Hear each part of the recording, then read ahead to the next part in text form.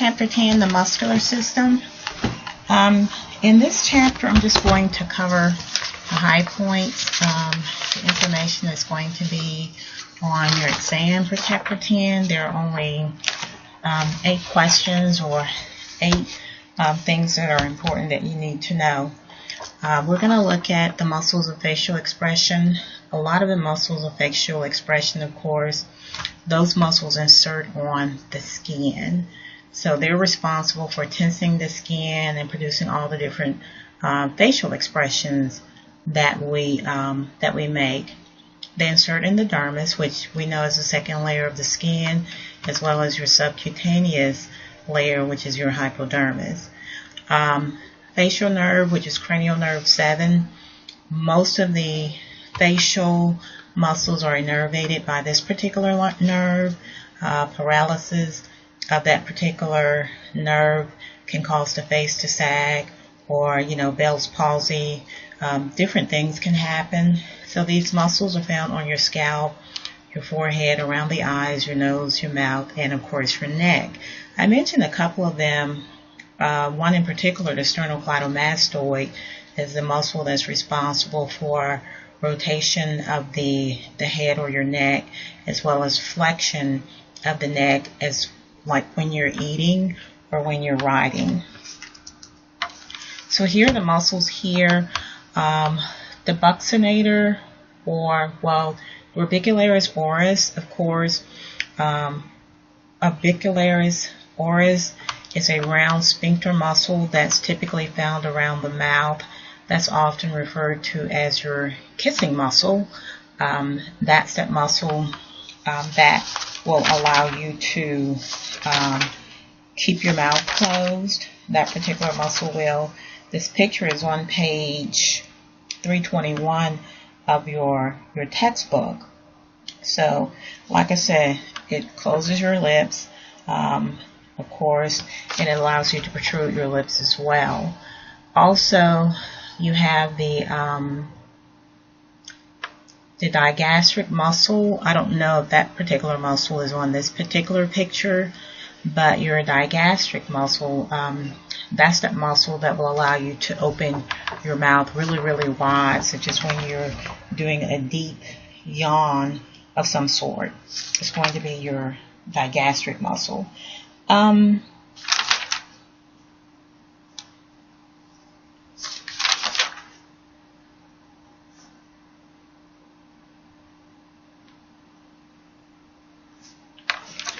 So here's just a few of the orbicularis oculi. That's the muscle, a round muscle that's found around the eye that will allow you to, of course, close your eyes when you're sleeping. The orbicularis oculi, it allows you to blink. That particular muscle will contract to allow you to squint, and also it will contract to allow tears to flow from your lacrimal sac in the eye. You also have they're showing a couple of the masseter, we know it's a chewing muscle from, that I talked about in Chapter 9. You have your zygomaticus major and your minor. I call both of these your smiling muscles. These are the muscles that will allow you to show your teeth when you're smiling, or when you're laughing, because it draws the angle. Very, very thin muscles around, connected or inserted on the orbicularis oris. So when you smile or you laugh, of course, those particular muscles will allow you to show your teeth or expose your teeth in smiling or in laughing. So here are a few more. There's the sternocleidomastoid.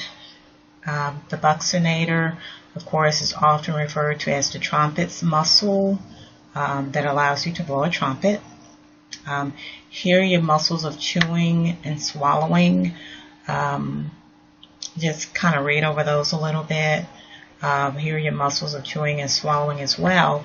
The 4 pairs, we saw this picture, I think I mentioned this picture in Chapter 9 when we were talking about the synovial joint movements, such as depression of the mandible, such as when you open your mouth to receive food, elevation of the mandible when you close your mouth, the chewing motion that you get, lateral and medial excursion. These muscles are all involved in that. So you have your temporalis, your masseter, the medial pterygoid, and your lateral pterygoid. And you can see here your movements over here. Depression to open the mouth, elevation, biting and grinding, protraction, and scissors can cut, incisors can cut, retraction makes your rear teeth meet, and of course you have lateral and medial excursion, which is that swinging motion that you get when you're grinding your food. Cranial nerve 5, which of course is your trigeminal nerve or your mandibular nerve, of course is the muscle that allows us to do all of these different actions.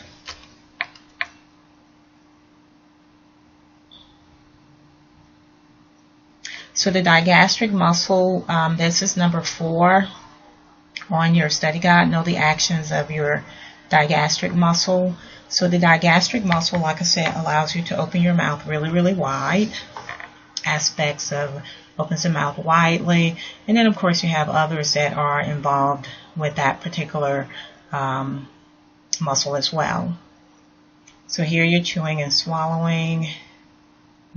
Pharyngeal constrictors that will these are around your pharynx. That will, there are 3 of them that will cause your pharynx to constrict in order for the food to go down through your esophagus. Okay. Muscle actions on the head. Flexion, here are your actions, tipping the head forward, extension, holding it erect, lateral flexion, tipping the head from side to side, and rotation, which is turning the head to the left and the right.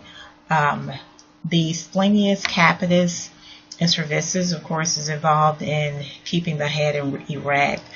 I mentioned in chapter 9 that flexion of your head and rotation of the head, sternocleidomastoid, allows for us to tilt the head forward as well as to rotate the head from left to right.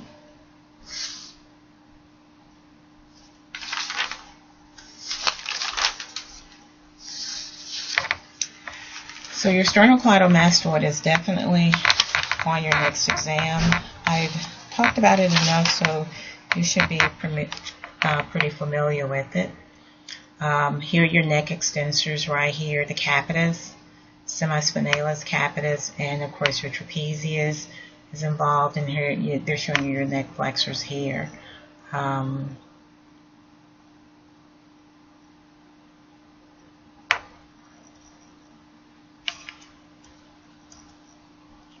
Let me just go back and mention contralateral movement. We know this is one of your directional terms over here. Contralateral movement is, contra means you're going to move your head or your trunk or whatever towards the opposite side. And of course, ipsilateral movement, you're going to move it to the same side. So for example, unilateral action of your sternocleidomastoid, when you're tilting your head to the opposite side, such as the picture that's on page 326 of your textbook, of course the sternocleidomastoid on the opposite side is going to contract to allow you to do that. Also, you can have ipsilateral flexion of your head. Your splenius, capitis, and cervicis will allow you to do that. That's when you're going to kind of flex the head towards the same side as if you're looking down to your right side. And of course, you're going to have both of those muscles that will allow you to do that. Contralateral rotation of your head. So when you're moving your head towards the opposite side, for example, to your left, your semispinalis, capitis, and your cervicis, those muscles are going to contract, of course, on the right side to allow you to rotate and extend your head to the left side. So just wanted to throw those in for you. Muscles of respiration, you have your diaphragm. The diaphragm muscle, I don't know if it's on here. Yeah. Number 2, be able to identify the muscle involved in inhalation and the one responsible for 2/3 of our air intake. Okay, inspiration or inhalation, of course, is you're taking air in. Expiration means you are what? Expelling air, or air is leaving the lungs. So the muscles involved in respiration includes your diaphragm. The diaphragm, of course, is a dome-shaped muscle, which is a prime mover of inspiration. So it's responsible for 2/3 of the air that we breathe in. These muscles are actually located on page 329 of your textbook. You have your diaphragm, the external intercostal, the internal intercostal, and your innermost intercostal muscles. So those intercostal muscles, as you can see, those are those muscles that are connected to your ribs. Nice picture on page 330 of your textbook is showing both the external and your internal. Okay, they're kind of merging together and they slope a little bit and they're firmly attached to the rib. And they're also showing you the diaphragm, which plays a major role in inhalation or inspiration. The pectoralis major also plays a role over here. It assists with deep inspiration as well. There are other actions of the diaphragm, so like the external intercostals causing the flow of air. So it's responsible for the inhalation or the inspiration of air. And of course you have your internal intercostals that's responsible for expelling air. So one is expelling air and the other one is going to bring the air in. And of course the rib cage is going to change a little bit.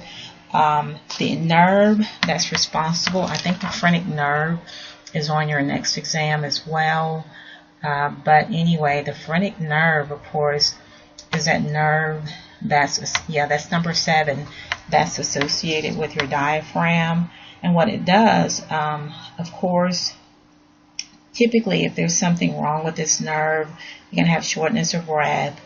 The diaphragm can actually become paralyzed as well, because we know that nerves transmit signals from the brain to the spinal cord, and it may be voluntary or it could be involuntary. So we know when the signal gets to the brain, which is your control center, it has to decide on the particular action of this muscle.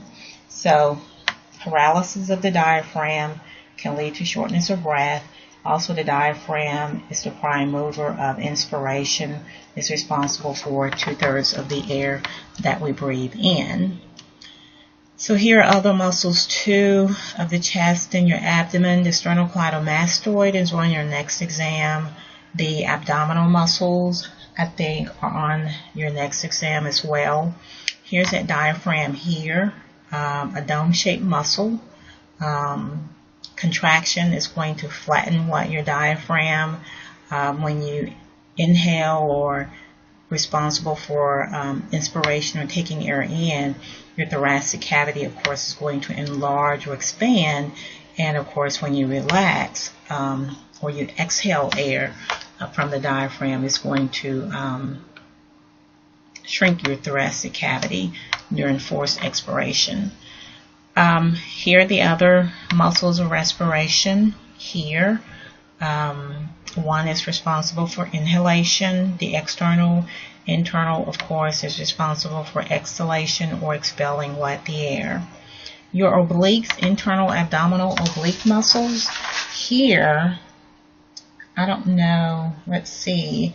I'm trying to follow your 4 abdominal muscles and their location in regards to your front, the sides, the most superficial, and the deep, the lay term for the rectus abdominis. Okay, there are 4 of these muscles. You have your internal, your external abdominal obliques. Okay, so if I go back, they don't have them. You have the transverse abdominis and you have your rectus abdominis. So you have 4 of these muscles here. Abdominal muscles. Of course, your obliques internal and external obliques, of course, those are the ones that are on the sides. If you look at the picture, you can see the internal abdominal oblique. And if you look on the right side of the picture, the external is more superficial, and they have to cut it. They're cutting it to show you the internal abdominal obliques, which are deeper than the external. The transverse abdominis, of course, is the deepest one. Of course, it goes straight across. And, of course, you have your rectus abdominis, which is more straight up and down. That's your six-pack. So the internal abdominal oblique unilateral contraction causes ipsilateral rotation of what? The waist. Okay? Ipsilateral. So if you contract this particular oblique on the right side, okay, we know ipsilateral means what? The same side. Okay, so if you contract the internal obliques on the right side, it's going to allow you to rotate your trunk, okay, to that same side, which of course is going to be your what? Your right side. Transverse abdominal, like I said, this one is your deepest one. It's responsible for, these are horizontal fibers. This picture is on page 332 of your textbook. And what it actually does, this one right here is the deepest one. Of course, all of your abdominal contents, organs in that region, of course, is responsible for compressing that. Also, it does the same, has the same action of the external obliques, and of course, like I said, compresses the abdominal contents of the in that particular region. Rectus abdominis, they're showing you, you can see the little rectus sheath, cut edges. You can see your tendinous intersections. Those little tendinous intersections is what divides the rectus abdominis into your six-pack. This one allows you to flex the trunk or your lumbar region of the vertebral column, such as in bending forward to touch your toes. This one is the one that people often will contract when they're doing crunches or sit-ups. And of course, the rectus sheath, of course, which is the type of connective tissue, as you can see, encloses that particular muscle, and of course is often referred to as your infamous six-pack. So then you have your muscles of your back. The most superficial ones, latissimus dorsi, of course, is a very, very large muscle of the back. The upper back, of course, consists of your trapezius or your traps, if you want to call it that. So the latissimus dorsi, I don't think there's any information on your test about the latissimus dorsi, but it's one of your superficial back muscles. The latissimus dorsi has lots of actions involved in this particular one right here. That muscle, such as the backwards, when you swing your arms as if you're walking, you can work that muscle here as well. It's also responsible in breathing as well, such as inspiration and expiration. Of course, I call it can adduct, immediately rotate the shoulder joint. And of course, you know, when you're bowling and you swing your arm backwards, that muscle will work. When you're pulling forward, you know, reaching overhead, climbing, this muscle will work as well. And then, of course, you have your trapezius. Your erector spinae muscles, I don't see this one on your, the muscles involved in keeping the spine erect. That's number 6 of your textbook. These are your erector spinae muscles. They're responsible for keeping the spine erect. So I'm going to finish this up, but right now I'm going to end it. I have an 8 o'clock class, so I'll have a part 2 for the study hints for chapter 10.